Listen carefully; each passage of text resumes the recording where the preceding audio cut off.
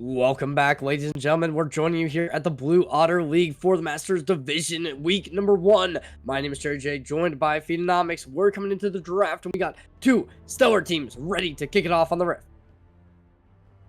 Yeah, I mean, and we've already kind of kicked off with bans. LZ dropping out Vi, Talia, and Belveth. Over on the side of AK, you have Gwen, Renekton, and Rumble banned out. Now we're gonna get to see our first rotation of picks. Immediately, we start off the draft, and as you said, we got a lot of bans coming out, a lot of stereotypical bans you would expect to see. A little bit surprised on a couple of these, but for the most part, it's very standard stuff.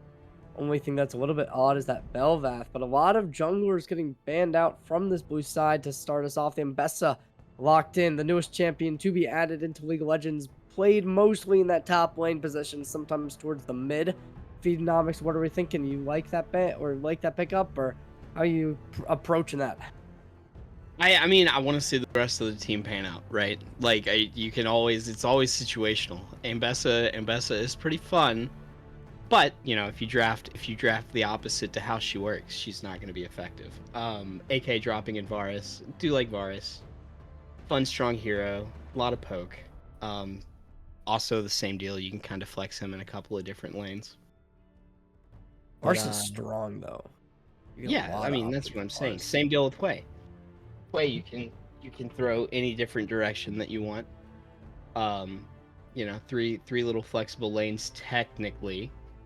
I haven't gotten my pulse on Master Division yet to see things. I assume that Belveth ban, you know, being out there is kind of a targeted thing. Also, something for anybody if they haven't been paying attention, Fearless Draft. So we won't be seeing the same champions game after game. Do like Ezreal. But that's just because I'm kind of an Ezreal fanboy and always have been.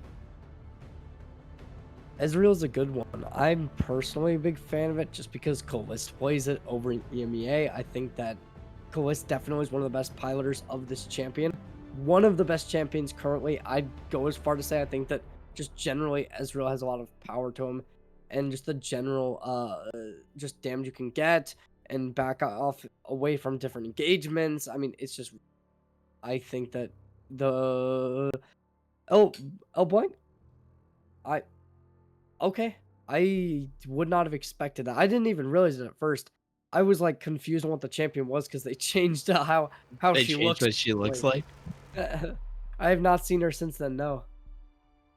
I mean, no, I also kind of like LeBlanc, but I'm kind of really annoying when it comes to super old like champions, right? So we'll see how it turns out. Like I said, I'm not 100% on everybody's comfort picks and what they like to pick and what they don't like to pick. So we'll just have to see how it comes out. You have Kindred getting banned out on the side of AK, and LZ not wanting to see Braum. So we're going to assume that Hwei is either going to be the 80 carry bottom lane or the mid laner. Yeah, I mean, I'm kind of thinking there's a chance that we could see just like a Varus plus way bot lane. Yeah, and it would be really pokey. That would be really disgusting. I think that'll be really good because the whole reason Ezreal is kind of strong is because of that arcane shift that allows you to get out of those engagements. But when you're dealing with these two bot laners who can be so strong from range, it really does cause a ton of damage to really just kind of not be allowed to mitigate. So I'm thinking that it's gonna be trouble. It's gonna be a lot of trouble here, and I'm liking it a lot. It's weird though because I don't know about this top lane match because I think that both top laners definitely have a huge skill ceiling that they're gonna have to look to really get above. But the Aurelia definitely has a little bit more tried and true than the Mbessa. However, both certainly could win this match. Yeah, I mean, and well, still, like, let's not end up saying that it couldn't be Aurelia mid, possibly. Oh yeah, yes. So there is that, like, but I don't know how well. I don't know. I don't think that LeBlanc would really like Aurelia in the mid lane, at least to start. You need a couple of. like, I mean, the jungler. I like Xin Zhao a lot. When now lock in Xin Zhao? I think that the Xin Zhao does mean that this is not going to be Irelia mid, just because like having both your mid and jungle being AD certainly wouldn't be great. And yeah, there's gonna be Rel, Graves to lock it out.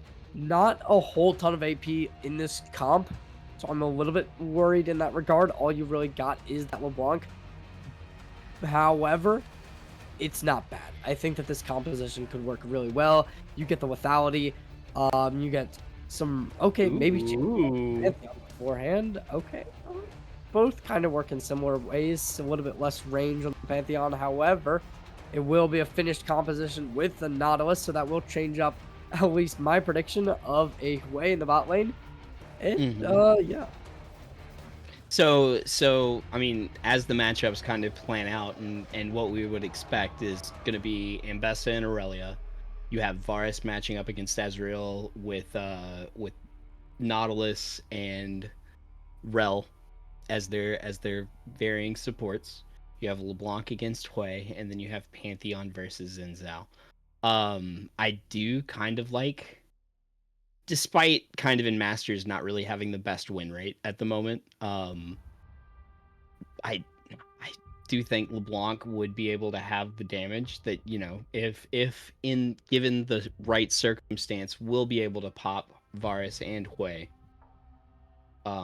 with relative ease. And depending on how far ahead they are, be able to also kind of take care of the Xin Zhao depending on the build. So I don't know. I'm kind of liking LZ's comp a little bit more at the moment. I agree. And I think that this composition can find a whole ton of value.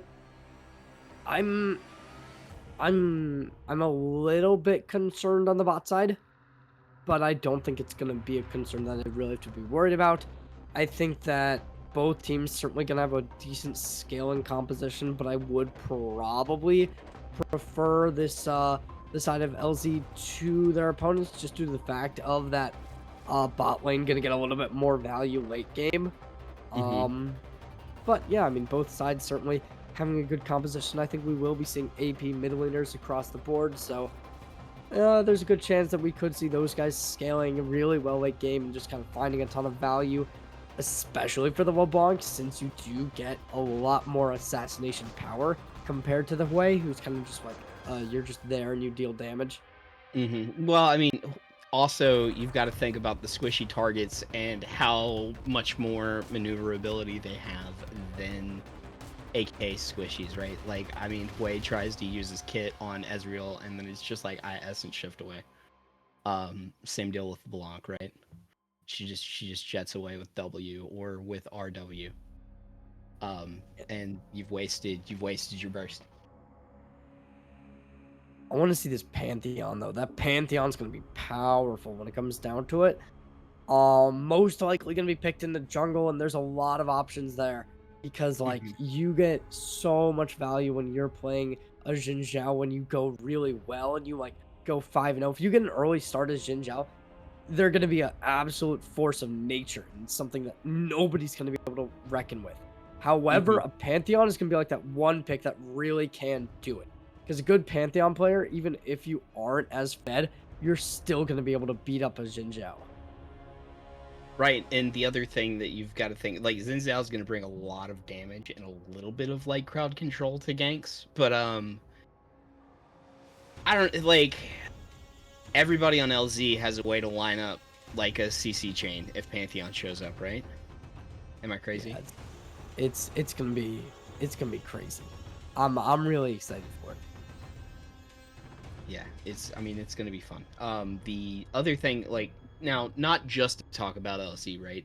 I do kind of like the Nautilus pick because you sort of give your team an unimpeded amount of CC to be able to peel for Varus, depending on how many people are diving him at the moment, which, I mean, could be up to 3 people at any given time. Not to mention, well, no, I mean, that whole team could dive your backline, actually. That's terrifying. Yeah. So definitely having his passive being able to root everyone at least once when he hits them might come in handy this match.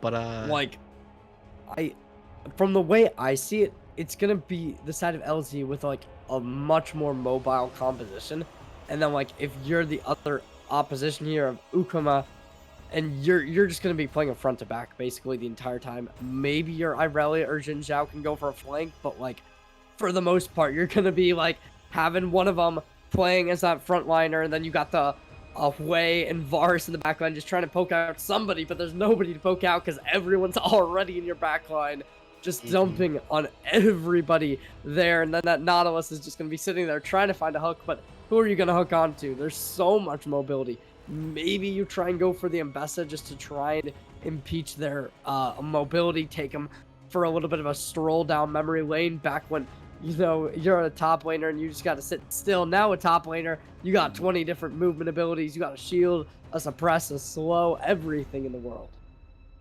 Yeah, I mean, I don't know. I mean, we'll have to see. I think we're both kind of in agreement that we like LZ's comp a little bit more. But the rift can hold any future for any team on any given Monday in BOL For Masters. sure. Yeah, I mean, that definitely is the case. Obviously, there's a good chance that the better team will win no matter what. So, Akuma, Frost Donuts definitely have a chance. But, ladies and gentlemen, we're going to go to a quick, short break. Make sure to stay tuned for the week one draft of these two stellar teams coming right on into this. They are going to want to hit it off. So, make sure you stay tuned. We'll see you right after this.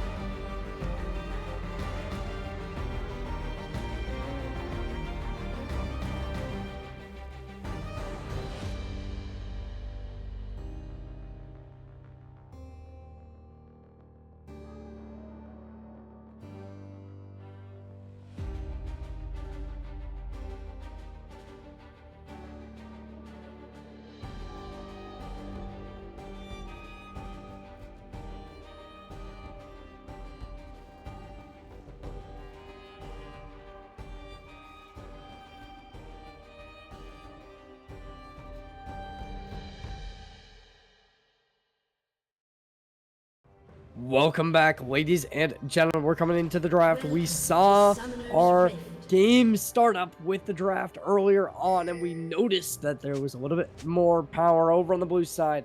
However, that doesn't mean a thing when it comes down to it. The better team will come through in the end. So we're heading straight on in, and we instantly get to see a little bit of contention over towards the mid. Well, I mean, you know, this is your average 5-point start. Nothing too crazy going on. Just a dance party in the mid lane. Don't worry about it. They're just hanging out. Nothing crazy is gonna happen here yet. I'm scared of that Nautilus though. There's no wards in the bush. I just there's no reason. Look. See, look. They snuffed something out. Oop. Chicken Jockey did damage first. Game's over. Chicken Jockey. You know, we were talking about this a little bit beforehand, and that Minecraft movie, it's been influential. And clearly the players on the Rift believe so as well. Oh, I'm gonna get kicked out of the broadcasting booth here in a minute. The Chicken Jockey segment. It's just gonna be too real. All right. Oh my god. I actually I lost my voice today just because last night I went to the movie, and I'm like so being for real right now when I said that the amount of time for people in our theater said Chicken Jockey was probably over 500. It was an absolute movie. But speaking of Tonzo? All right, not quite, but close. Oh my gosh, I think they had that low key. No, they would have died. They would have died 110%. It's not worth it. I think they would have died after, but I think that kill was, I think it was winnable. Yeah, I'm not saying it wasn't winnable, but if you misstep and misplay it and then you lose there, you look very silly. Oh, for sure. But just the theory behind it, like you get first blood, it would look cool. It would first blood, and it would look cool and everything. Not worth it. Still not worth it. This is Masters. We're steel. We're just ready. We're not playing in those little leagues. Oh, yeah, that's a lot of damage. Yeah, Electrocute Rune is so powerful right now. It's really putting in the work, and Chicken Jockey definitely going to be doing some heavy lifting there, but we might see a gank already come through. A little bit of damage going on. Oh, but good stun. Hasm, oh, so low, and there's going to be the Jin Zhao coming in, and that's going to do it. First blood gets found, Hasm fall to the floor, and that's absolutely absurd. Oh. Oh, Cheeks with another ham scooter down. Flash come through over the wall. Proud gets the kill. And we might see some more with this way really putting in the damage, and the Electrocute Rune not really can do much effort in. We might see the comeback, however, with Tonzo really taking the front of it, but there's the gank once more. Sun comes up, taking 2 hits from the tower, making a third, and feats of warfare already commenced. That's absurd to start us off tonight. Yeah, that was very rude. Speaking of very rude, Chicken Jockey getting real low. Oh, but Proud taking 2 shots from the turret, definitely an overstep to say the least. Cheeks is on the hunt. Chicken Jockey doesn't know. Oh, hold him in closer. Oh, it's enough. Right. It's enough. That's The ignite, ladies and chicken gentlemen. and lava right there. That is absolutely absurd. Just going straight on in. Ignite comes out and gets them out immediately. 4 kills getting picked up in 4 minutes 45 seconds. Welcome to Blue Otter League. I mean, that's all we can say there, right? Like, I mean, and I don't know, just to kind of, I don't know how to visit that ignite kill. That was absurd. I just don't know how to visit it. This Nautilus is now tied for most kills in the lobby. Mm-hmm.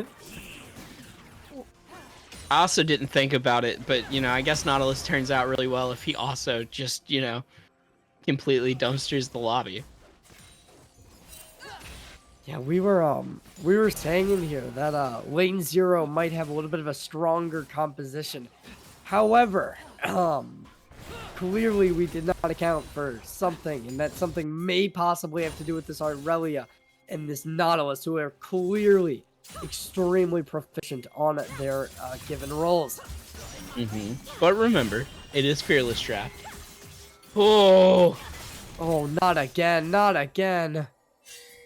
it's a lot of damage. Oh no! But this is gonna be a dragon. I don't even know if they get the kill here. Never. No, they don't. Maybe sidestep was really good. Wait, but Zamonthi looking to try and secure the kill. He's got enough dashes.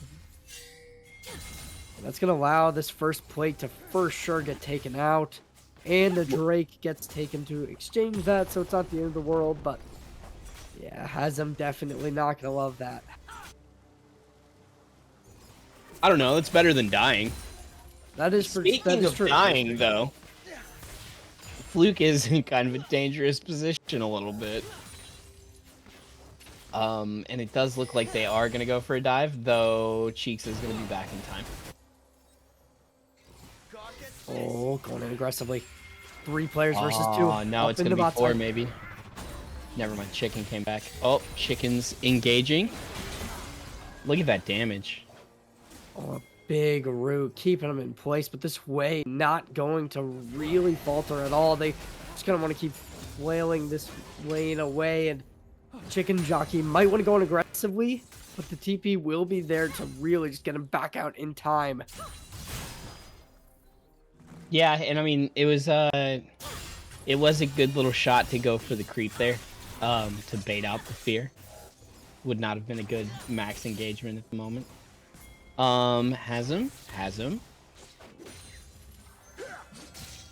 Alright, we see Hazem dealing with Zamonthi once more.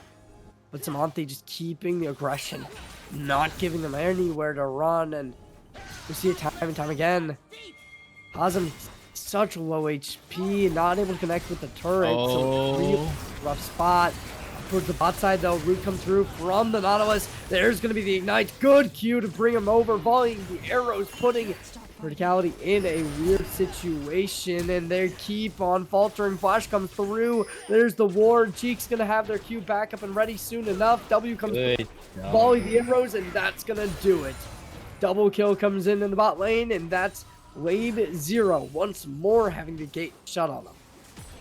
Yeah, no, that was really well played out on their part. I mean, I didn't really get a chance to comment on it, but with both carries being level 6 at the time and still kind of being Scooter being a level down on Cheeks, set that up for them just to kind of straight up win the fight. They both used their summoners. All summoners used on Verticality, and Fluke didn't use anything in that fight.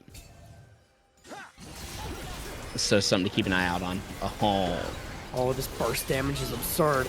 Going to go up, trying to get out. Flash over the wall, dead. Hey, I'm Scooter down. Looks like the next will come out. Preo getting slowed up, and they want to get out, but a Roots comes in. The on-hit's there, but Preo gets out with the flash over the wall.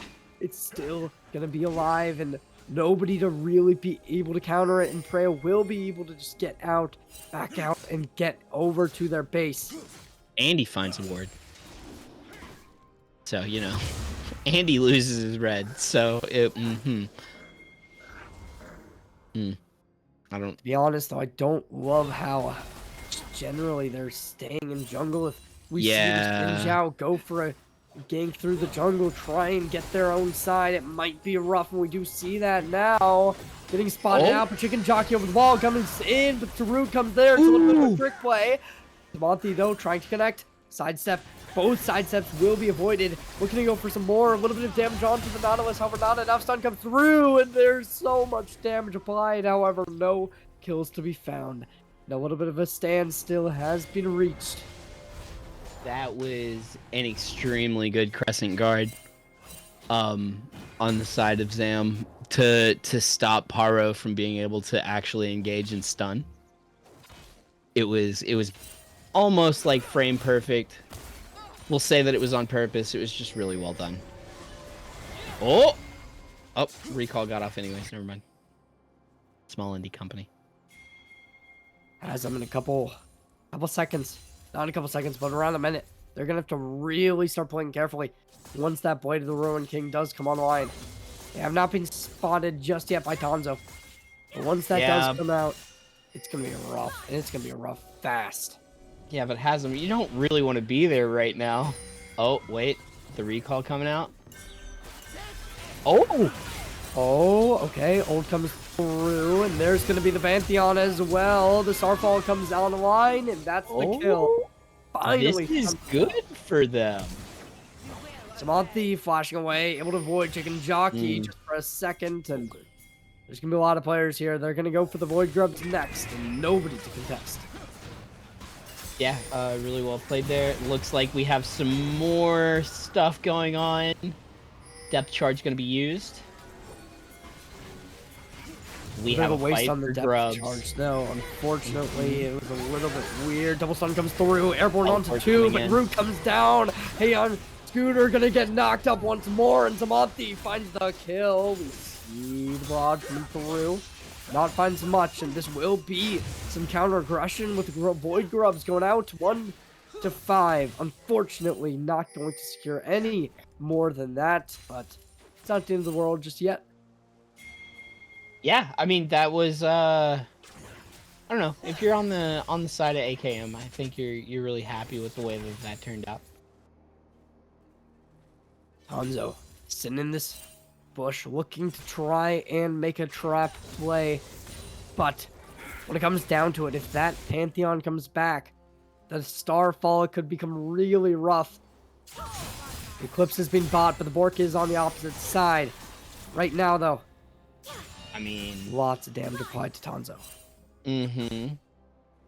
And a nice field on the side of Haslam just to say, no, go on, keep fighting, man. I dare you. Really. You'll win. Which, I mean, is possible. Like, this poor tower in the top lane. It's definitely seen better days. Speaking of better days, Chicken Jockey coming to look. Chicken Jockey trying to get in on the line, but stuns up. No, Tanzo down. Back to the bot side. Stun come through. There's the barrage. It would connect onto 2. Teek's about to fall. Not just yet. There's going to be a little bit of damage coming in. Anonymous Ult's going to be able to connect on 1. Prow's going to be able to find the first. It's going to be the trade, though. Double kill on from Strooks, and it's going to be found out. Samanthi finds the final kill, and we will see a mid tower get onto its last remaining plate. However, lots of kills going out. Only a 3k deficit. Yeah, I mean the gold is not as bad as it could be, obviously. So you know, always look on the brighter side of life. You still do have Chicken Jockey doing a lot of damage, as we're about to see. Oh, chain 1. Oh, but Chicken Jockey's W. Oh, so low, and the ultimate comes out and secures both mid laners' final resting deaths. But right now, it seems as if we might actually get a little bit more contention over towards the jungle. With both players spotting each other out. Yeah. Oh, Starfall. Oh no. Look at this. A 2v1 situation, absolutely suffocated, and Tanzo trying to get out, trying to get over to the plant, and Prow secures the kill. Almost a good job on that stun. Oh. Ooh, ultimate comes out from the Mbessa. Samanthi trying to get out. However, there's going to be the Q coming out from Heian. Scooter not going to be able to connect. There's the ultimate from Hue trying to get more, but Hazem finds the kill. And that does it. Oh my gosh. Hazem has been trying so hard. He's just not finding anything. I mean, I don't know. The Mbessa, she's starting to get there. We have Chicken Jockey getting ready to look bottom, seeing if anything can happen, deciding not to look bottom anymore. Said, never mind. I want to go back mid lane. Mid lane looks gankable. Oh. Good job on that fear on Hue's side to keep him safe as that brick falls. First tower is now down. Yeah, the spiraling despair needs to be big, but neither player's really going to be able to do much. Good engage. Ooh, Cheek's going to be able to connect it. Oh, a double comes out. Shield's going to be there. Barrier fighting something, but it's just not enough. Oh, we're going to go for some more. But we see the flank. And that's going to be the Xin Zhao. Right and ready. You want to make sure these minions can stack, though. Oh, look at this. This gank is about to be absurd. Oh, triple shot might be coming out. Sure? Able to connect a little bit of damage. Not going to be enough. Stun comes through. Flash over. Good essence the connection, but it was not enough. The cleanse is out. Well, that's not even cleanse. I don't know how they got out from there. No, they just timed the essence flux, right? Oh yeah, you're right. You're right. so the E disjointed it like you can with blitz and stuff. That was really sick. I don't know why. For some reason, I thought they'd cleanse or something. That was absolutely nuts play. Samantha got to be taken out. Oh, I don't think he makes it through that. Yeah, but neither does LeBlanc. Oh, the flash. Oh, I don't know if they're going to be able to capitalize on any, though. 4 players in the jungle trying to make something happen. Oh no, comes online. Airborne's going to be there. Some crazy damage. Verticality taking it all, but not enough. There's going to be a little bit extra, down to at least half HP, but nobody playing aggressive on that. Yeah, nobody wants to take that misstep there. I mean, verticality was too low to where he could keep going ham. And then over on the side of AK, you just, you know, I think that they want to conserve this lead. They understand that they are kind of having it slip at the moment. The gold deficit has lowered. Fluke just got caught again. Like, this is... And that bounty went to Ezreal. So, like... I don't know if you're in your best case scenario. For sure, Starfall coming in. Oh, look at that extra damage, and Tanzo just gets absolutely obliterated. Chicken Jockey putting in the effort here. As of now, Cheeks might have to deal with a little bit more. Hazem trying to get a little bit extra damage. Nobody there to really support. We do see Zamonthi pulling out, but a 3v2 situation certainly not going to be great. Double Thunder comes out, but it's not enough. There's the first Cheeks to fall, and Zamonthi about to get taken down as well. Flash over. Hazem going to be able to connection. Looking to overextend, but they might be a little bit too extra. Oh, he's going to pull out the Spiraling Despair once more. Going to be able to connect onto the root. Looks like they want more, and they will connect it. And there's going to be the IRS Bounty Hunter secures the next kill for his team. But the Rift Herald to be exchanged, certainly not the best side of the coin that you want to be taking. A kill for Herald, certainly not the greatest. No, I mean... Kill for Herald, certainly not the greatest. Small shout out to Hey I'm Scooter though. Not all heroes wear capes. The fact that you decided to take your life in exchange for Hazem's was very kind. I'm out here. I noticed you. You are valid. Akuma looking to potentially fight for the strike. They already have one. They look to make this a lead. But a little bit of damage gets activated. Able to connect the W. Oh, shift gets activated. Looking to go for more, but not able to get much. Still, though, Herald will be dropped. They want to try and fight for the mid tower. Verticality kind of being spicy. There's the first hit. And that's all it will connect to, though. And as of now, Lane Zero will just start approaching this Drake. However, they're going to instantly back off of it. Verticality takes even more damage. True Shot Barrage will be activated, looking to get something more, but not connect onto more than one. Oh, the Starfall activated, finds one. Look to get IRS Bounty Hunter down. Not just yet. Fleet Effect gets activated. Oh, try and get out.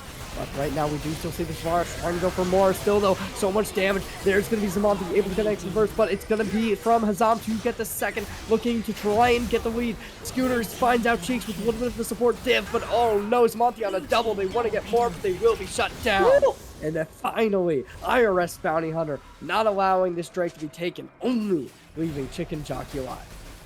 Yeah, and that, I mean, that bounty going to the Bounty Hunter, and it was 550 gold, so you can't really feel bad if that's what you're grabbing, right? Aurelia just finished the Hull Breaker. I'm pretty sure she's feeling like she's gonna group up and team fight now, right? Right, Sherry? Yeah. I mean, I think that's definitely something. I think this hole breaker, it's an odd idea to, at least in my personal opinion, but I don't hate it. I think that they definitely know what they're doing a little bit more than me. I'm not a huge Aurelia enthusiast myself. However, the feats of warfare are certainly going to be able to put up a decent fight here when you do really get to upgrade those boots. It gives you just a little bit extra usage for that gold as well, and a little bit of bounties to be destroyed potentially with the next engagement coming through. Pulling the dragon out, but kind of quitting on it. Nope, keeping it up. They're coming into pinch. Oh, no, everyone wants to connect here. Oh, damage instantly, though. Hey, I'm Scooter, going to be in the midst of it, really in the thick of it now, but the rocket gets activated. Lots of players down. Monty's going to be able to get hit first. There's the ult comes through, though, and they will find something, but it's just not enough. Pantheon on the double. They want to get more, but Pizzo down. Looks like they got something, but a double from the opposing jungler, sorry. Opposing's going to be able to find out Monty, and that's going to do it. Drake's going to be taken alive and will be shut down. That's going to be still the side of lane 0. Secures another team fight, and they will be able to take the Drake lead. Yeah, Chasm's kind of a problem at the moment. Verticality also just kind of got to hit in that fight for free. Scooter landing the 3-man engage with Magnetic Storm. That was really well played on the side of LZ. Yeah, they've been absolutely crazy this game. However, they are still down around 1,000 gold. We might see a fight for an Otacon come through in a little bit, but as of now, bit of a standstill. Nobody wants to play too aggressively. We do see Hay on a Scooter setting up for the Otacon potentially. However, on the opposite side, Iris Bounty Hunter is coming up. They want to try and fight. We see Fluke with Cheeks both over towards this topside river. Potentially going to try and take engagement. Oh, the Starfall's going to come through. Chicken Jockey can take a little bit of damage. Clone gets activated. It's a 3v1 situation. Tanzo just completely forced into a bad spot, and with a brick in against the wall, they will be shut down. And without that top laner, it might just start leading lane 0 to expect this Otacon to just be handed over. Yeah, I mean, you have Jockey teleporting up, looking at another engage on verticality. Oh no. I think that the E got interrupted there, and then the flash was short. We didn't get Yeah, the E was canceled by either the pull or the root, and then the flash couldn't actually clear the wall. Really well played on the side of landing 0. At this point, we will be seeing the Otacon taken. At least more likely than not. However, it won't be taken for free. You see some towers getting traded in exchange. We might see some contention after this Otacon does end up getting taken. However, there will not be any contention for it. Stolen right under their noses. Lane 0, they will have to back off. Fight for another day. The gold deficit has basically been minimized and equalized. However, I mean, I'd go as far to say that this is still a winning position for the side of lane 0. They are up a Drake. However, that isn't too much now that I really think about it in comparison to 5 Grubs. So Akuma, they certainly are not in the worst spot ever. Yeah, I mean, anything can happen in any of these team fights. Like, somebody may get caught out here, and it's Cheeks. Yeah, Cheeks already in a bad spot. Change of corruption, not even necessary. Oh, good ults. Ooh, flash comes out, Bounty Hunter down. He's in the grave, but they won't even take much damage. Fluke to get the kill, equalizing this in a 4v4 situation. Wanting to potentially grit a good fight, but no, they're just going to stay back. We do see the Baron already online, so there's chances for it to be fought upon.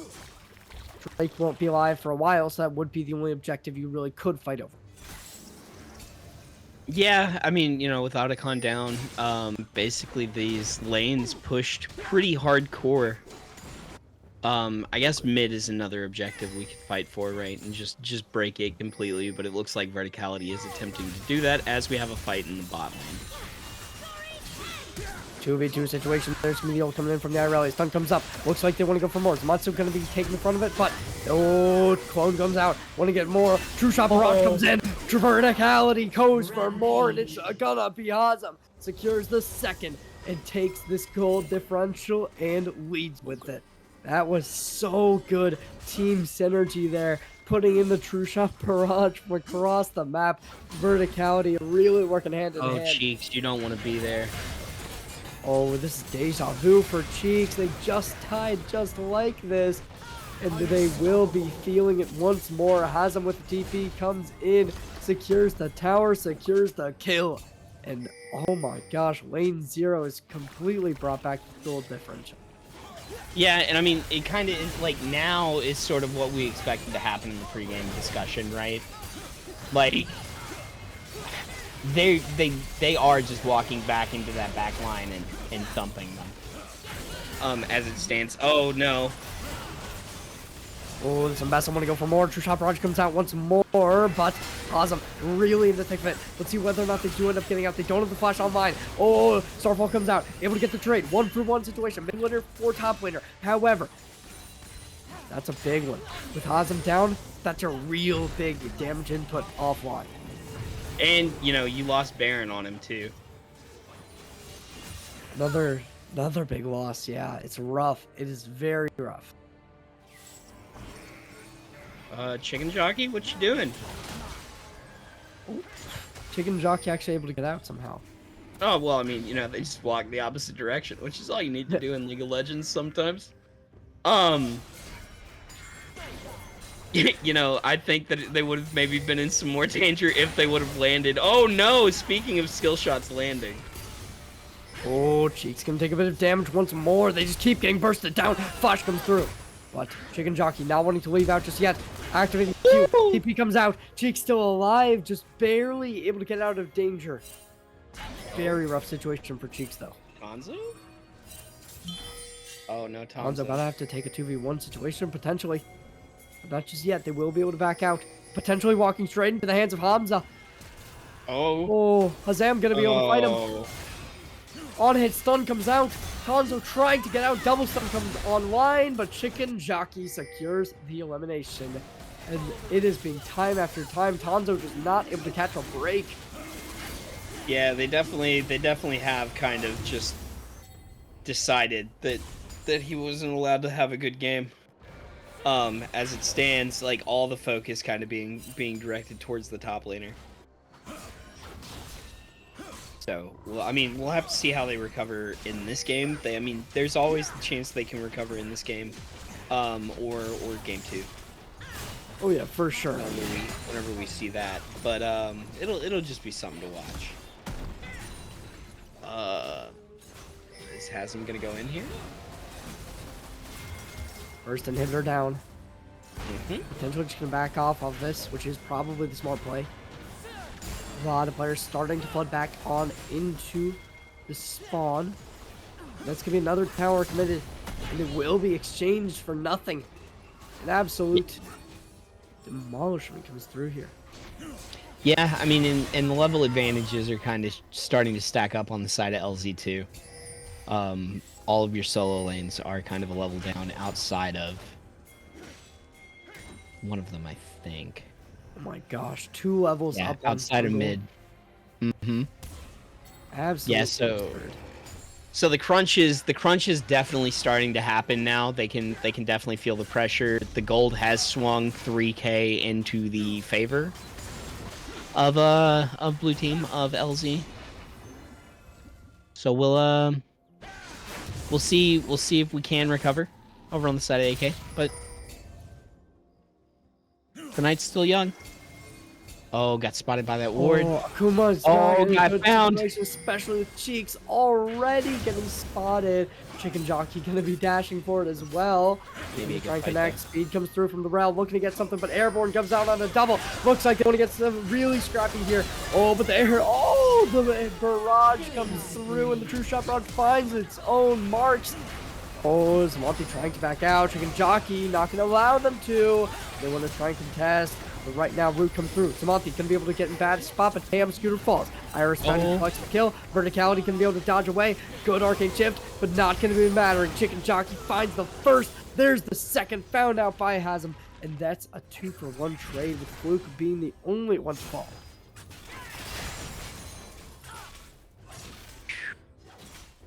Yeah, I mean, best case scenario right now, like, but you know, I don't know if that's enough at the moment. Your base is getting pushed. You're down one lane already. Your second lane is about to get crushed mid.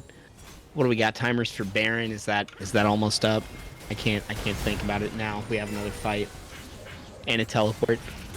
Oh, a good connection. Sheik's going to be able to get a little bit of damage on the Hazem. We see a flank coming through here from Tonzo. However, able to just back out. The last cone able to get him straight out of danger, and not really going to be too much of a commitment from either side. Just going to back off and let this game go and run its course.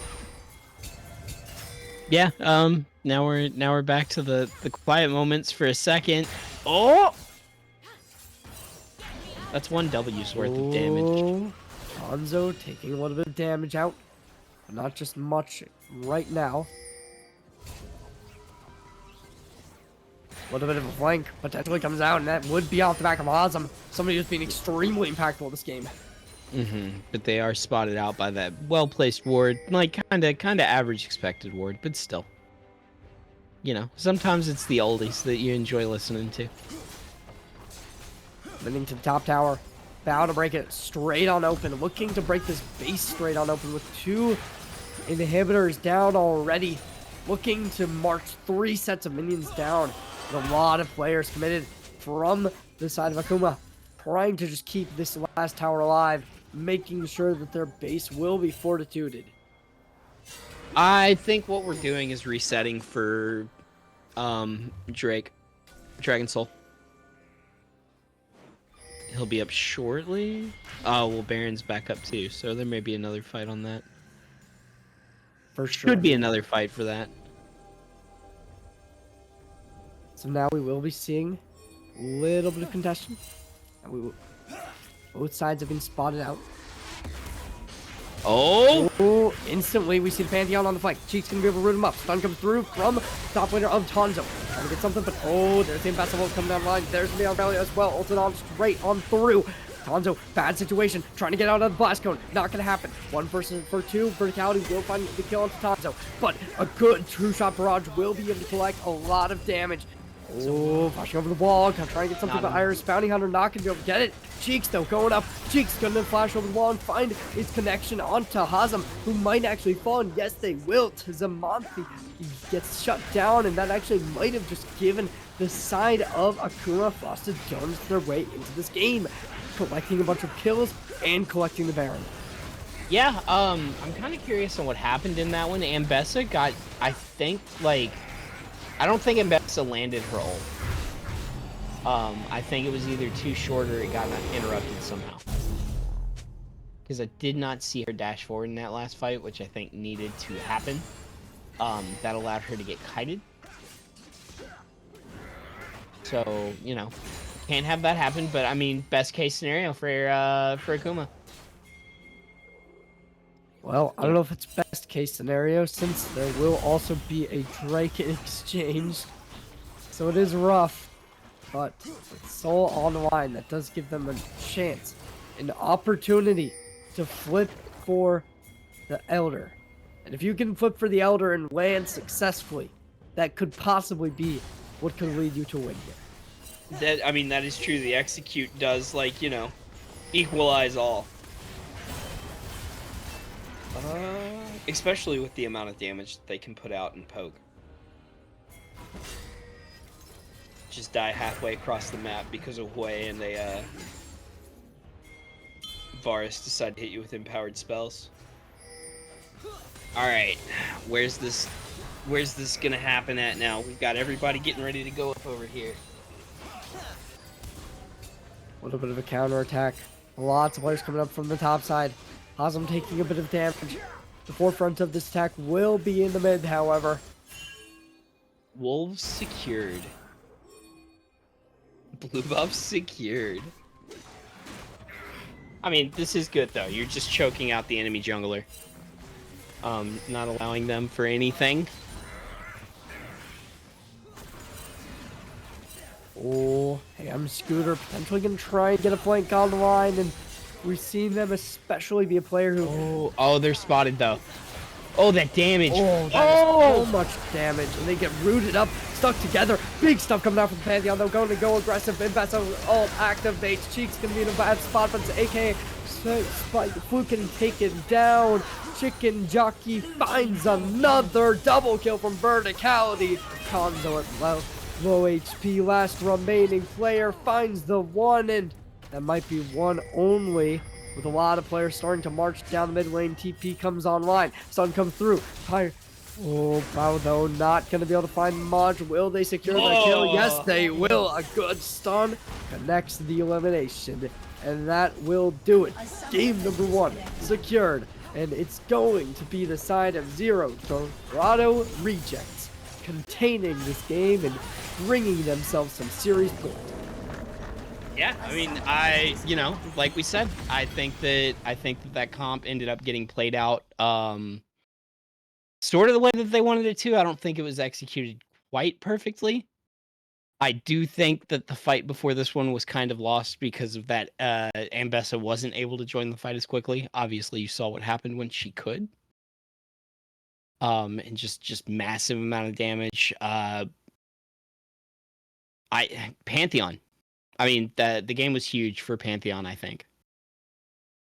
Just the point and click stun was too strong.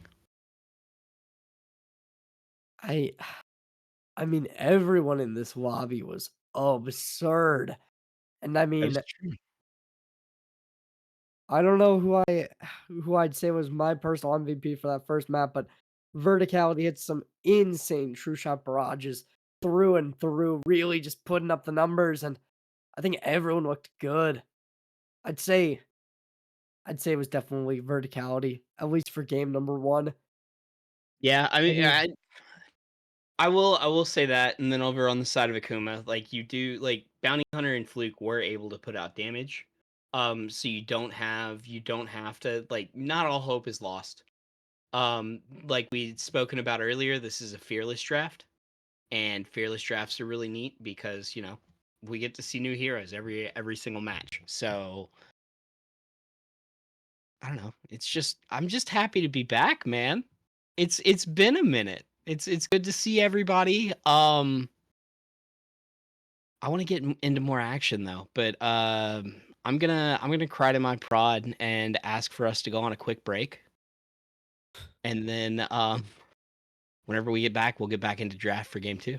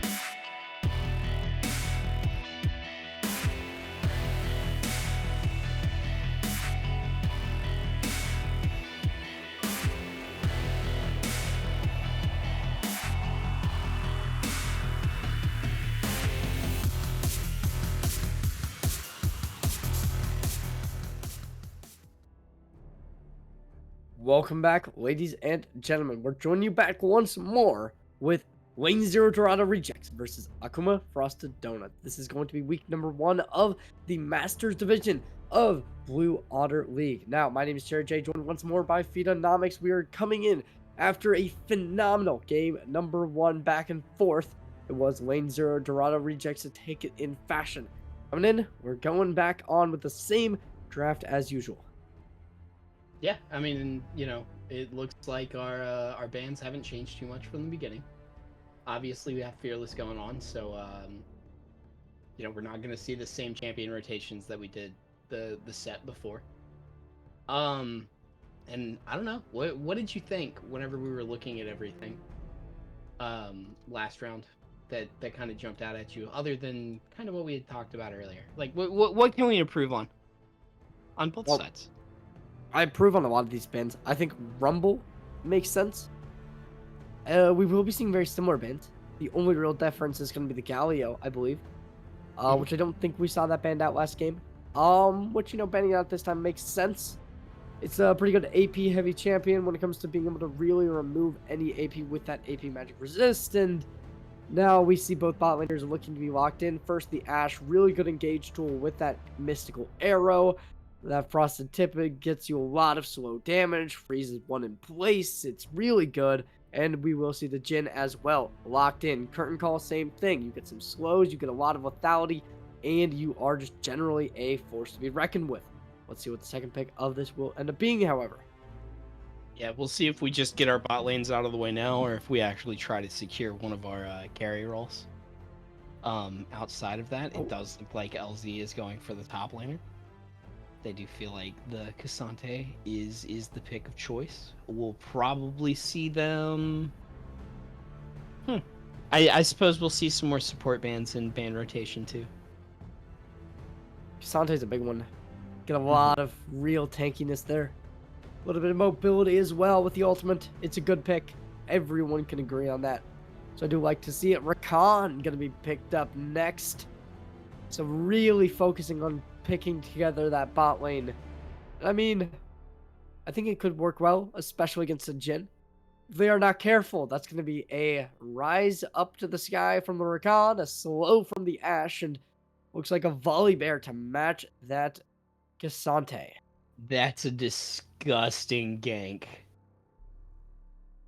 I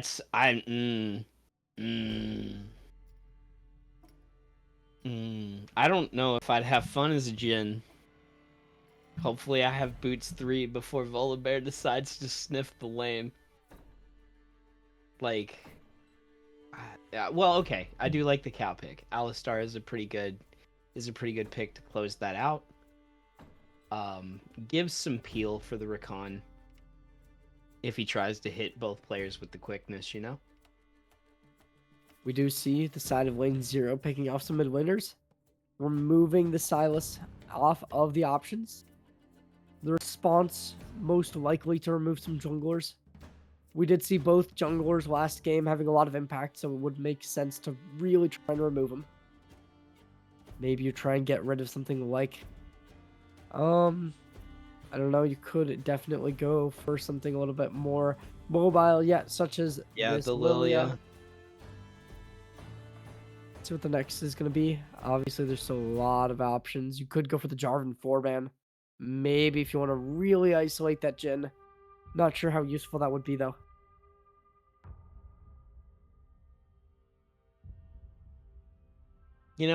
Rework Jarvan and let his ult be casted on allies to create a shield and a barrier.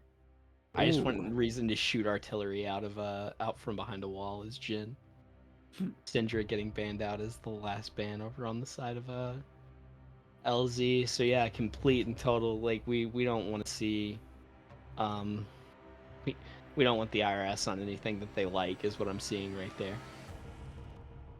Yeah, realistically, probably going to go for another jungle ban over on the side of the Frosted Donuts. Maybe they try and go for a mid laner, but nope, there it is. Karth is going to be the final ban. No, I mean, it does look like both teams are kind of. I know that I'm being biased, right? Verticality did have a very good game. I won't argue, but I do feel like Proud definitely did. like do work over on the side last match. Do have our mid laner picked. We have an Orianna. I Oh. lied. We have an Aurora. We have an we have an Aurora. I like it. They don't have a lot of real backline enhancing champs, so they need to get behind their opponents, and something like this assassin. Sorry, you can get behind, find that Ash relatively easily. And you know, you can use that beyond worlds or between worlds, sorry, and really just go in and get the value and Swain to match it. Certainly an interesting pick. I mean, but I like it. Big fan of the bird dude, though I'm bad and play him as support still. I haven't taken a mid yet. But that is most likely where he's gonna go. I highly doubt that he's a support or a bot laner with a recon or a top laner with a recon already picked. And you know, possibly the top laner even picked. Akuma could be running volley top. We haven't seen. Nope, never mind. I lied. Well, there's still a chance. Yeah, I mean, Mundo so you're jungle saying isn't there's a that chance. I I think it's unheard more of enough. like. I mean, is it? I don't know. I've seen a decent amount of Mundo jungle in my personal games, but Kane to match it. I don't know how I feel about the Kane. Is Kane into a red Kane. It's got to be red Kane. I don't Yeah. think you can go blue Kane into this team. For sure, because that volley Swain and Mundo is just gonna be unkillable then. The only one who might be able to kill it is the Aurora. Not a lot of heavy damage on this team, I will say. It's like a lot of like assassin-based champions, and then the Cassante to just and the Alistar to just kind of take the hit. Yeah, I mean, and kind of looking at it, I don't know. Mundo's pick rate at mid is kind of way too low to make that the way that we want it right now. But technically has a better time in the jungle than he does in mid. But you know, we'll find out who gets who here in a second when we're going through picks. So. Yeah, Mundo jungle, like it's not a real thing. I think the Mundo definitely will be played top, and then like you'll just see the Volibear jungle. Mm-hmm. But it's not like an unheard of thing. And obviously Swain mid, then you just got like unless you want to play like Rakan mid, which isn't like unheard of. Obviously there are some really good Rakan mid players. Who will just go like Leech Bane first item, play off of that, go like Luden's Tempest or not Luden's Tempest, sorry, it's a very old item. Luden's Companion, and just go off of that. Obviously you have Ashe as well, but Ashe definitely going to be somewhere in the bot lane. Maybe if you're crazy and you want to play like Rakan mid, then you could run Swain bot Ashe support, but we haven't seen an Ashe support since like 2022, 2023 maybe. So realistically, it's just going to be that standard comp. Hey. It is a Mundo jungle, and Tanza's in the top lane as Volibear. Real okay, well that's like the least surprising thing that I just I mean, it is the least surprising swap that we expected there. Like, but it is that, and you know, it does kind of that does coincide a little bit better. I think not that Volibear has a bad win rate in the jungle, but Mundo definitely has a better time in the jungle than he does in the top lane currently. I mean, but still, my stuff's biased based off of the games played and stuff like that. So, well, honestly, I don't think that Mundo would have that hard of a time in the top lane against a Cassante, just because all you're gonna do is just hit each other, stack Heart Seal for like 30 minutes, and then like get Warmogs and run down the Jhin. So it wouldn't be the end of the world, but yeah, I think Mundo and jungle makes a lot of sense. Maybe they'll work together to try and find the Kayn, but I think realistically they're just gonna like play their own game.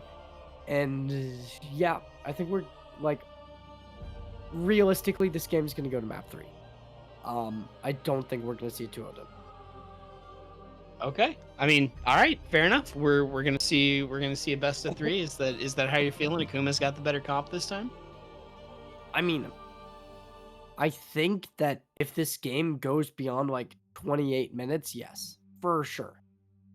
Because you have the Mundo and you have the Swain who are both gonna find ridiculous damage, and that tankiness that both of them do have is gonna really start like being the detriment for this Kane and this Aurora, who aren't gonna be able to find as much damage as they would originally like.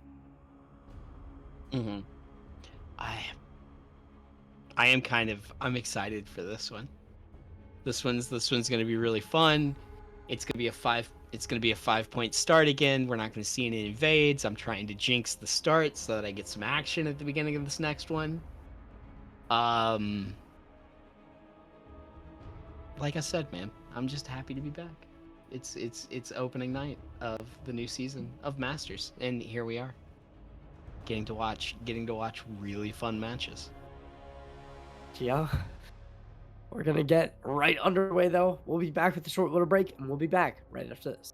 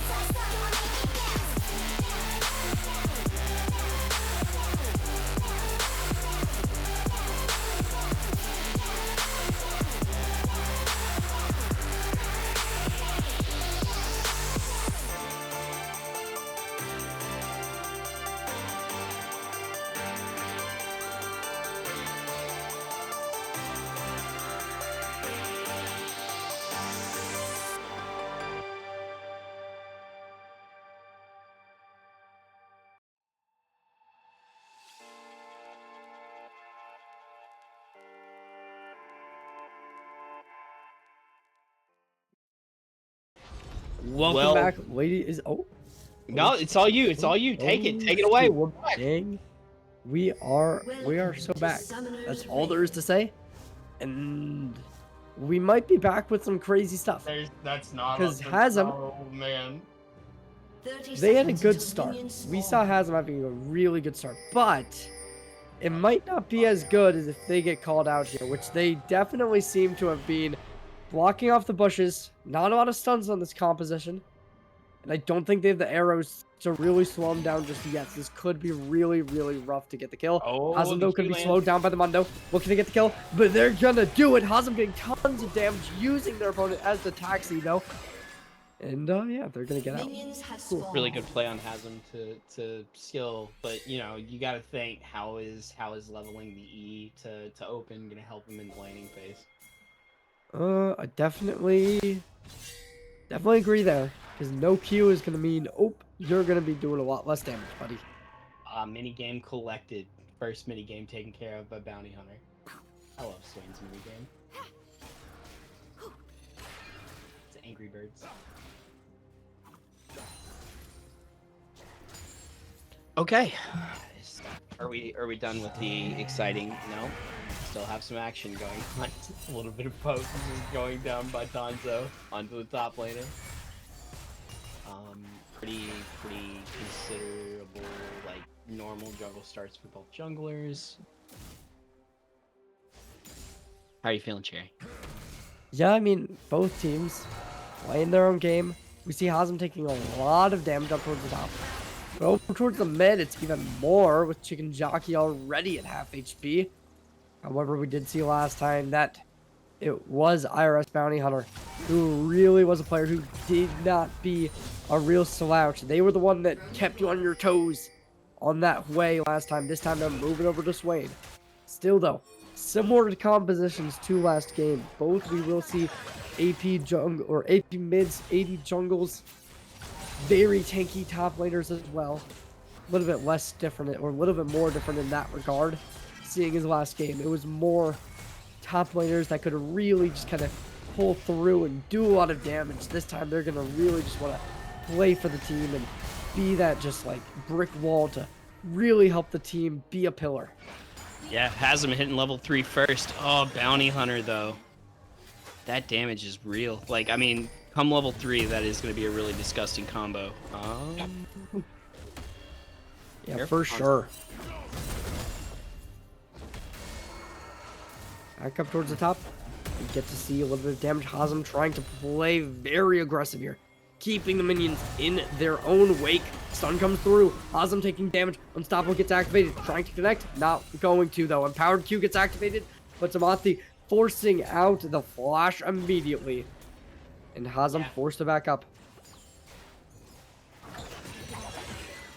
Still got to feel good if you're on the side of Hazem. You're getting all that. Oh my goodness. Bounty Hunter is just not missing his never moves.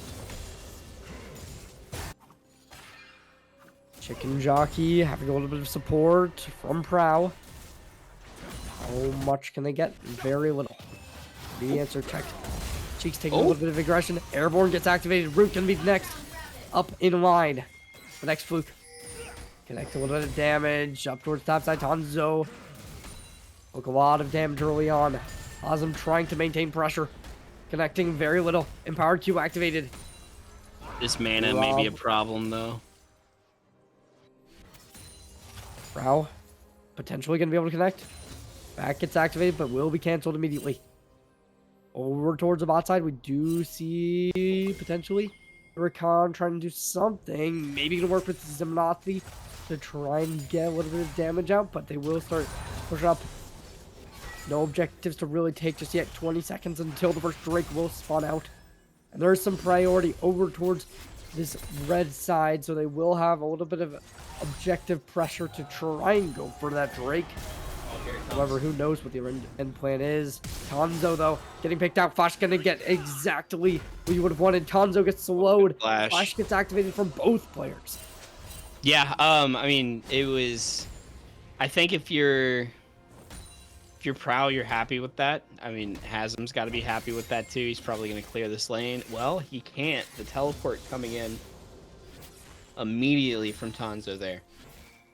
Gonna create a problem for him up here. Not the ideal back anymore. But he does have his own teleport. He should just be able to reset in the same fashion. Right now, lots of players trying to potentially go for some objectives. We see the Recon up towards the Grubs. Meanwhile, the All-Star just cleared out everything around that Drake. Ooh, potentially a trap play can be activated up towards the top side. Hazem alone in an island. Grubs will be spawning soon. Yeah, Grub's in. It looks like we're probably going to see that same sort of, like, you know, you take Grubs, I'll take Drake. Handshake.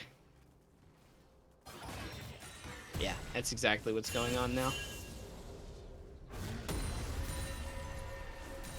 Yeah, no contention whatsoever. Just will be keep spawning farming. out. This is a way less action-packed game than last game. Yeah, last game by 4 minutes, we already saw 4 kills. Actually, I think it was 5 now that I think about it. This time, however, we're already 6.5 minutes in. Maybe we'll see an elimination come through. Airborne gets activated. Root comes through. Jin's gonna try and get something more, but not just yet. Oh. Up towards no solo kill in sight. Hanzo activating a massive shield.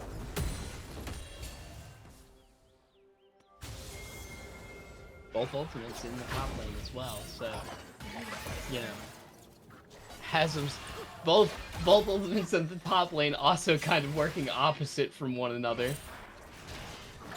Oh, good root, good ult stuff. Yeah, I had to respect the tower. I didn't want to just trade and kill there. All right, good heal at least. Alistar didn't want anything to do with that. Ooh. Awesome, activating a little bit of damage onto him. Lots of aggression towards the mid though. Ooh. Chicken Jockey actually, we look at the right side. A lot of HP down on him. Check, same thing. Cheeks potentially getting seen. Ooh, the assassination, and hey, I'm Scooter.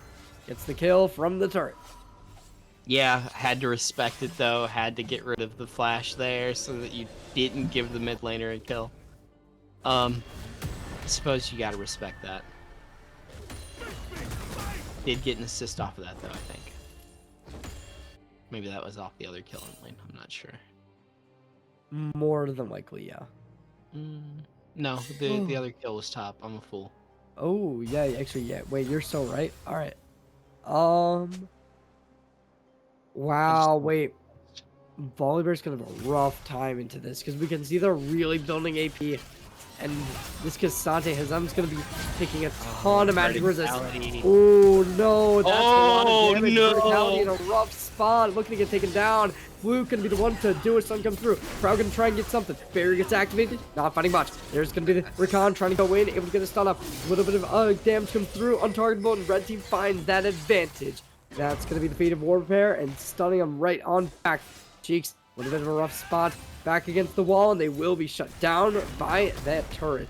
Proud gets the kill. Up towards the top side, we see a little bit of extra damage coming out onto Hanzo. Hanzo, yeah. They have no damage. They have no damage they can activate. And Hazem, they have so much magic resistance just to keep them in a rough spot.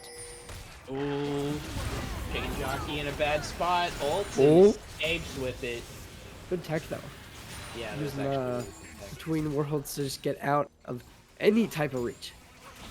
Yeah, I mean that's I suppose gonna be a LeBlanc passive on a longer cooldown, or is it? I'm curious now. I don't remember how long the reflections take to come back up. For your phone. But I would have to. I don't know if you want to be there, Tanzo. Oh, Tanzo will be shut down. Ham Scooter able to get the kill. That's certainly going to be putting them in a good spot in terms of extra gold. Boots of Swiftness for both bot lane and support. Really going to give this Ash a bad spot to be in, but Verticality putting so much damage on the board onto checks, but they will receive a decent amount themselves. No summoner spells for Verticality. Neither will there be any for X-Fluke. So that's both players going to be in a spot where they're realistically not going to be able to find any kills. for a while. They're realistically just going to be playing passive. However, there's more summoner spells, with one being for Hey I'm Scooter, that being the Ignite, and that Hex Flash. Could probably count as like half of one, let's be honest. It's not very good at all. I'm just really fascinated at these, like, at the complete 180 in what I feel like is aggression between game 1 and game 2. Okay. It's not that but maybe it's just that it's not that people are finding the kills, and that's it. We're still like really frisky. Ooh, Proud taking a lot of damage, gets inputted. There's half HP. Fun gets activated from across the map. Good support, and that will do it. Skill gets activated, and that's gonna put him online. Verticality, able to get the handheld, and that's a double kill to trade it out. Yeah, I mean, that LZ's looking very much in control right now. Oh, the tower hit. Oh no, ooh, it was almost a tower hit. Wow, and yeah, we see a little bit more. And then coming in, looks like the curtain call really gonna be putting in the work. Nobody to cancel the back either. All out comes in from the Cassante, and they will just be able to back off. At this point, we will see the grubs being traded 2 to 4. Dude knows how much more damage he'll get. Oh, maybe yeah, they just 4 to 1. won it. Just to stop the full stacks. That's really wise. Don't want to overstay and maybe end up in a situation on where you're where you grew too proud. Proud just trying to land anything there. Which way are we looking for which? Oh, Kane? Oh, in a bad spot. Oh my god. Bounty Hunter. Ooh. Let's. You gotta respect the shotgun. That Q is no joke. Cheeks. Right up aggressive. Root comes out. Chicken Jockey down to half HP. A little bit lower, actually. Ocean Drake will equalize. Swain, man. Just the 2-second cooldown on Q. Making sure that, you know, if he ever lands a cooldown, the other person's just in a world of hurt. Turret plating will fall soon. Especially if you stuff it and you get max damage of 500. Right now is what it's looking like. Round it up. But, you know. Scooter getting in that free little lick.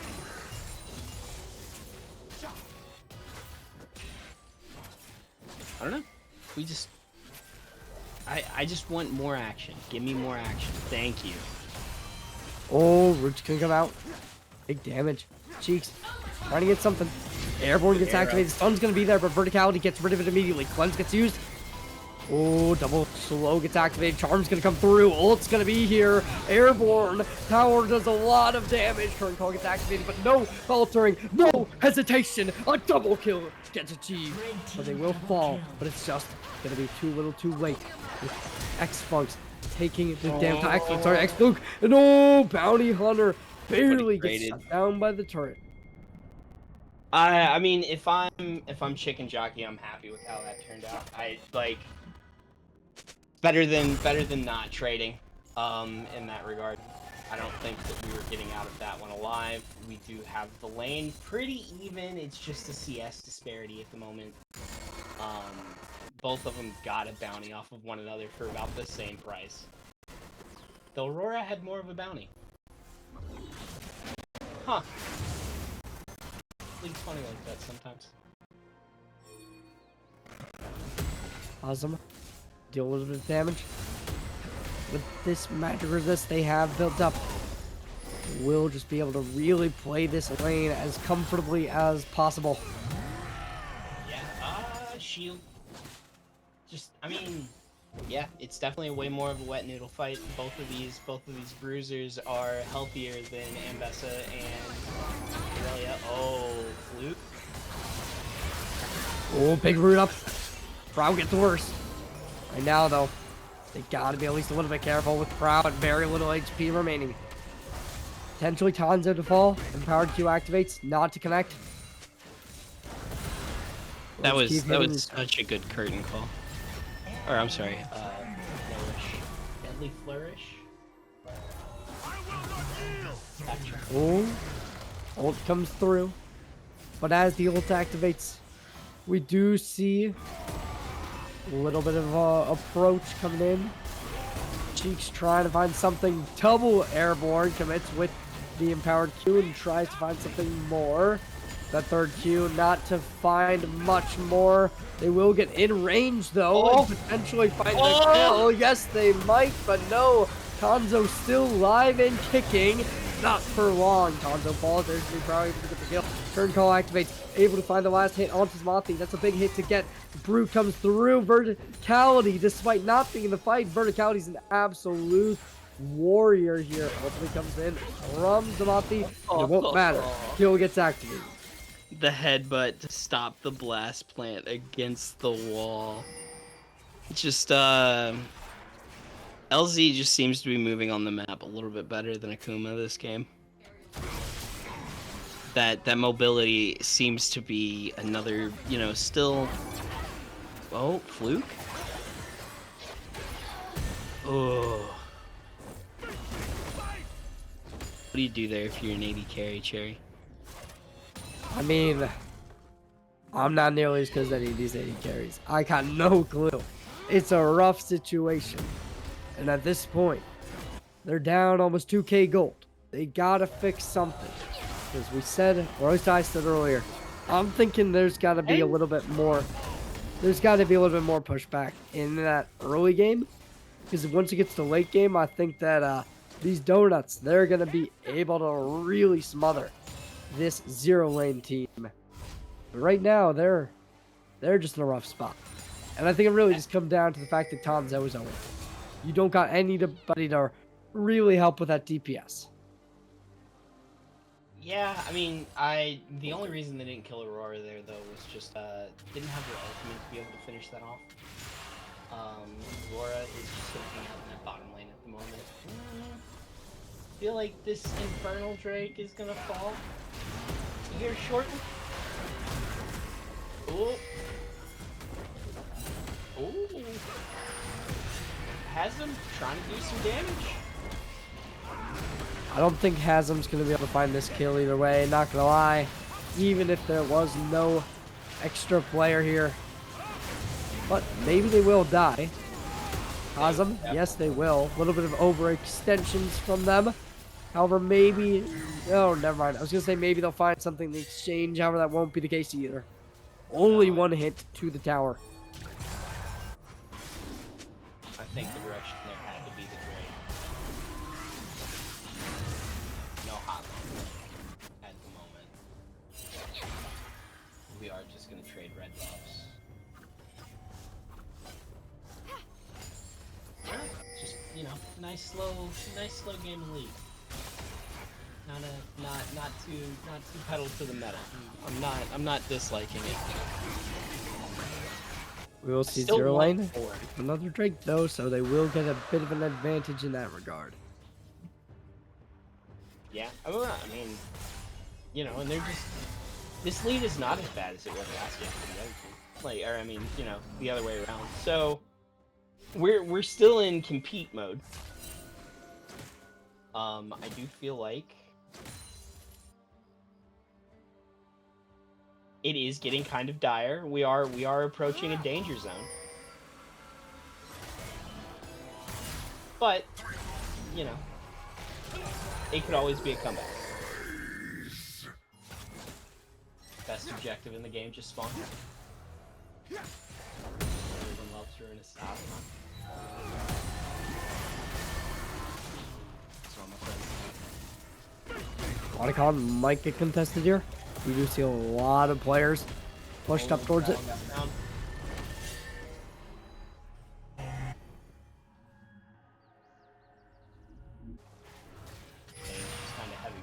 after getting beat up there. Didn't like that.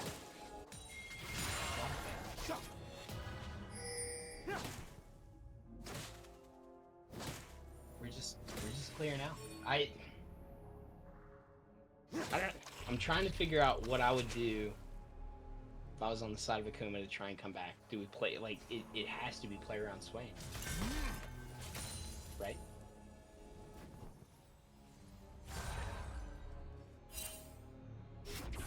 I mean, I think that would be the best bet. Maybe Mundo. We'll see if in a couple of these team fights break open for him. Bounty Hunter maybe able to find, like,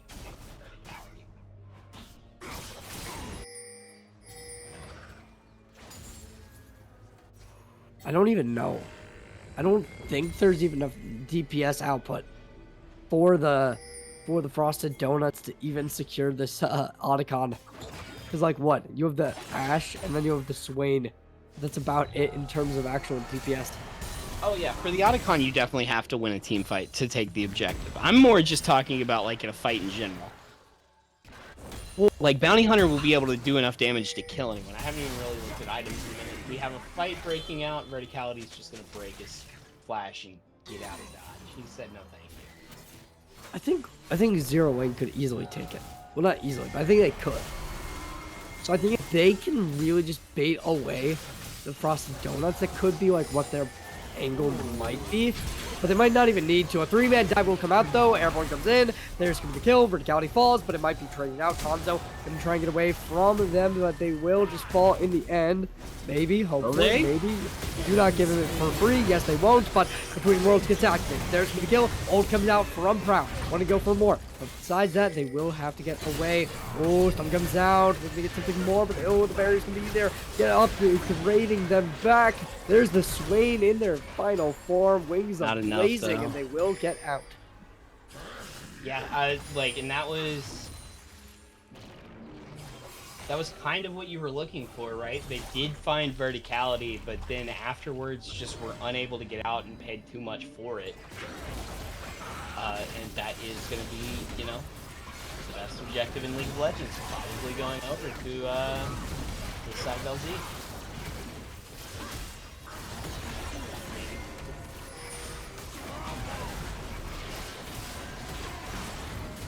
Oh, current call gets activated. Trying to back up. Zamathi flash out. Trying to get away, but they will not be able to. Just at least for a little bit. Airborne gets activated. They will fall. There's the trade, though. A bit of a 1-for-1, and they will have Prow at a very low HP line, but they will fall in the end. A little bit of extra damage. Root comes through, and they will not fall just yet. Airborne comes out. Arrow! Oh, the arrow barely missing out, but they will be able to end up getting the kill. Arrow landed on Jockey. No, no way. Tanzo doesn't get the kill here. Chicken Jockey barely escaping with their life, but no, they won't. Tanzo finally picks up a kill this game, and that might be the angle that was needed for the Frosted Donuts to come back into this game. That was exactly what you wanted right there. I mean, like I said, the arrow landing on Aurora was really good. Fluke is having some good crystal arrows this match. I mean, and like we were saying earlier, we don't even have a 1,000 gold difference at the moment. And the, what is that, gold difference? Still in it. The objectives are all that matter. The Nexus going down at the end is what we're after, and everybody wants a game 3. Vegas is bad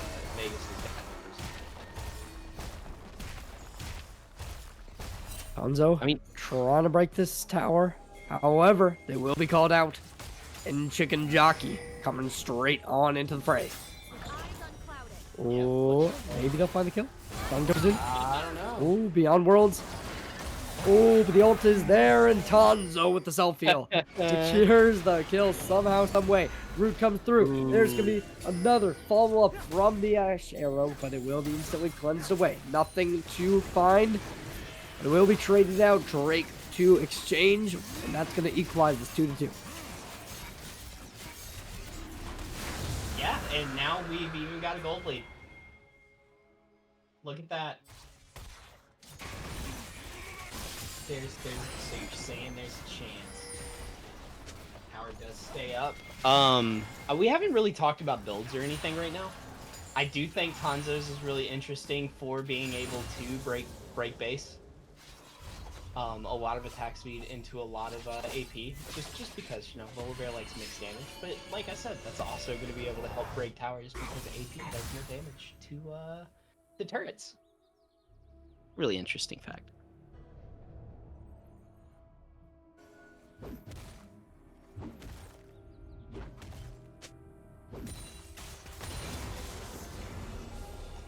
But what else is going to happen? Oh, seems like we might see some contesting for this Baron. As of now, though, nobody really going to try and fight for much. We see both top laners in that bot side, so as of now, both will have the teleport that they can drop in if need be. Spotted out. They did spot the ward that spotted them out, though, so that is useful. Otacon and Baron just hanging out together, having a play date.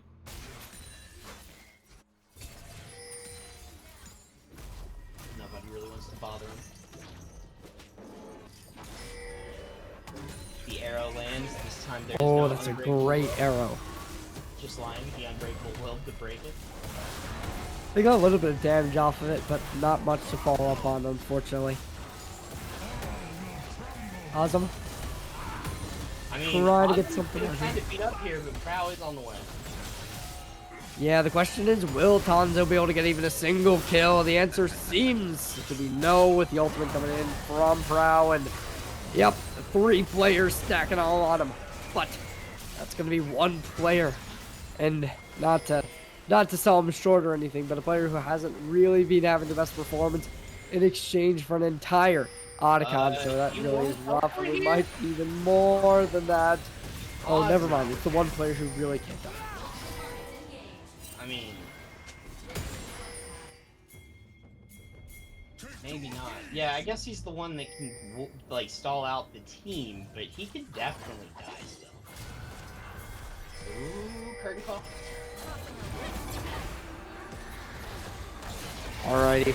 Locka gets activated, trying to go for some more. First death comes in. Hey, I'm scooted down. There's Hazam, taking a lot of extra damage. Zamathi trying to go in aggressively. Activating their ultimate, wanting to go for more, but there's going to be the power Q going in. Looks like we got Proud trying to activate. Gonna go for more. Airborne gets activated. Looking to go for anything, but they will not achieve it. Chicken Jockey achieving so much damage on hit, but Verticality finds first. Verticality in a double. They want to go for more. It's Proud really being aggressive, but they're going to be falling down by the looks of it. But not just yet. They are still alive. Tanzo activates, going into the fray, trying to fight, but they will come online at the last remaining second, trying to go for anything, but a little bit of a misplay from Ronzo potentially. Verticality activating the flash. Tanzo stuck between a rock and a hard place, but the Q gets so much value. Root comes in, Prow finds the kill.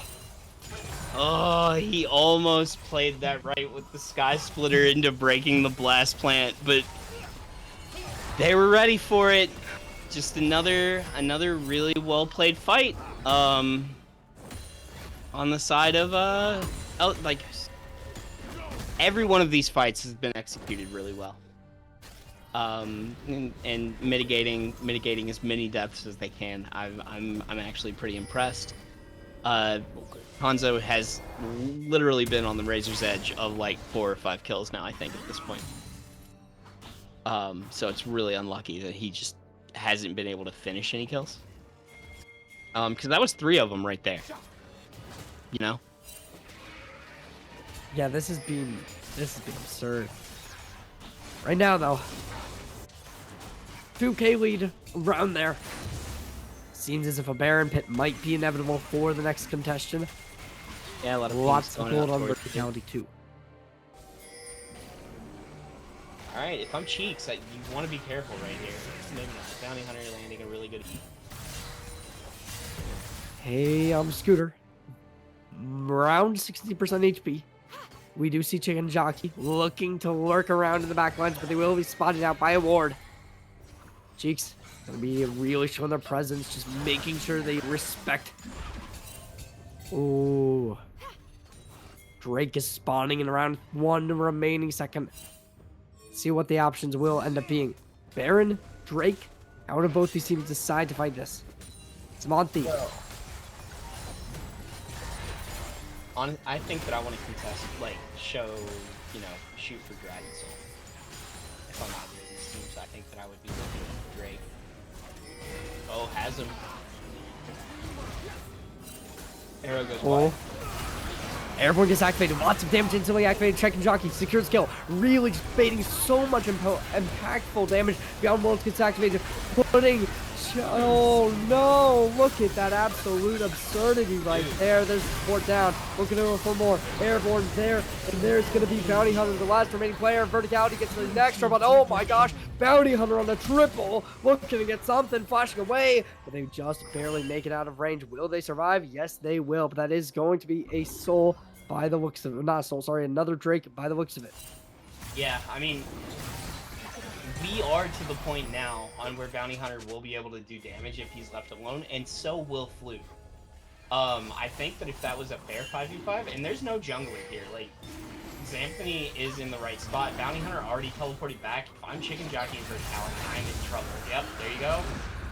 Oh, the E lands? Yeah, and this may be a dead jockey. And a dead verticality, honestly. That was a major misplay.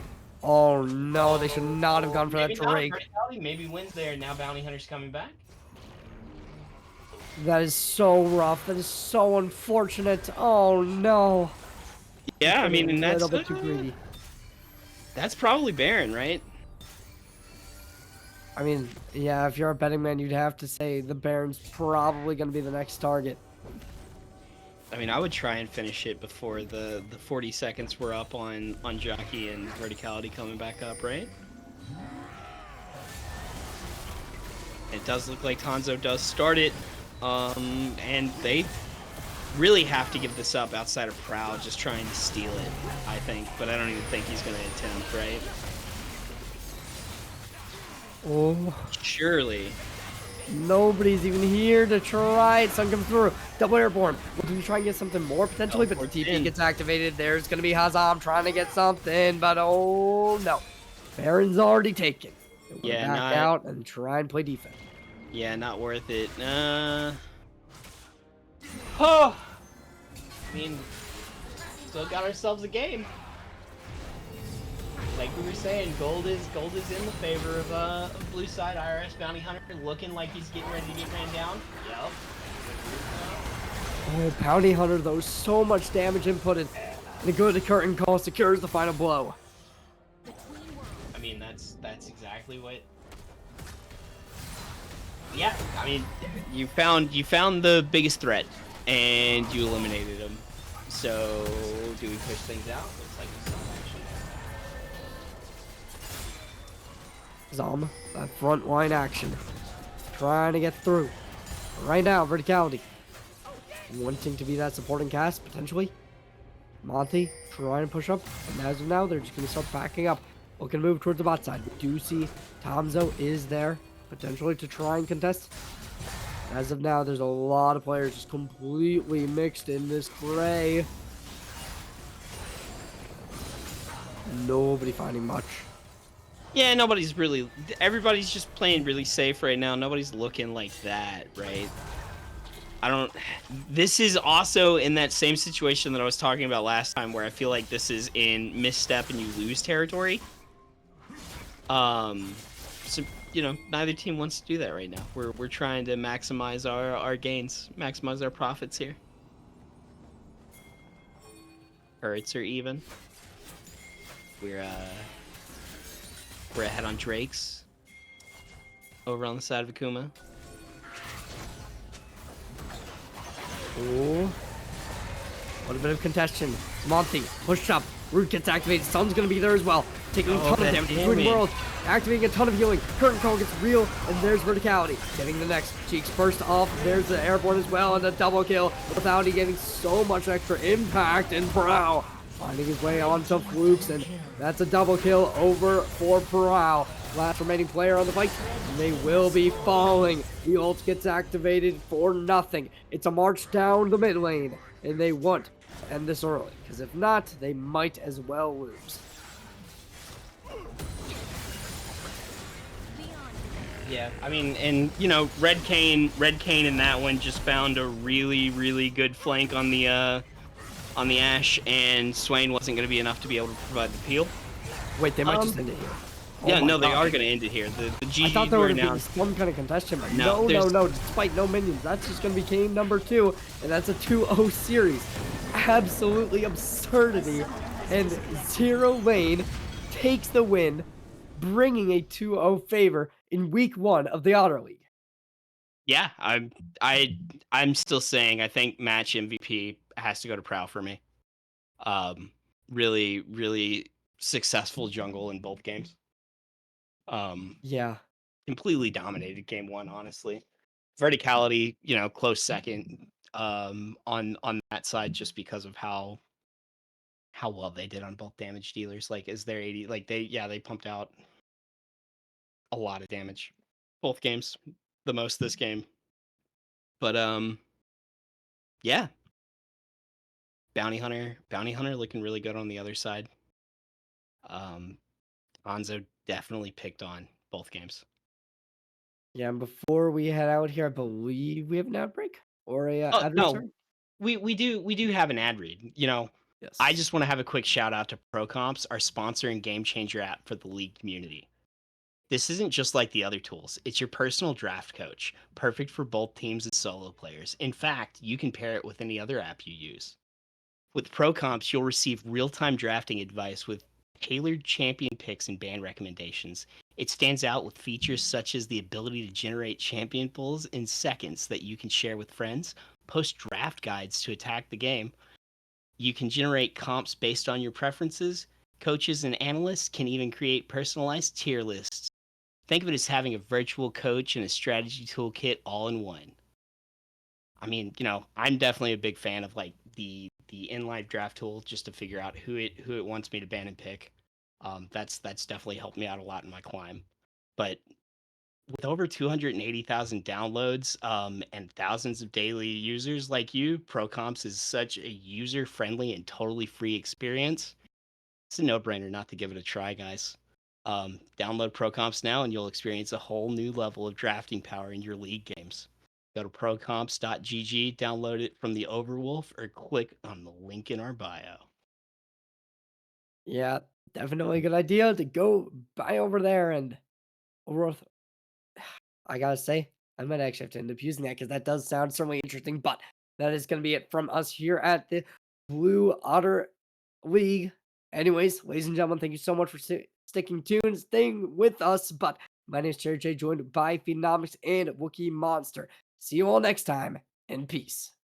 Have a good night, guys.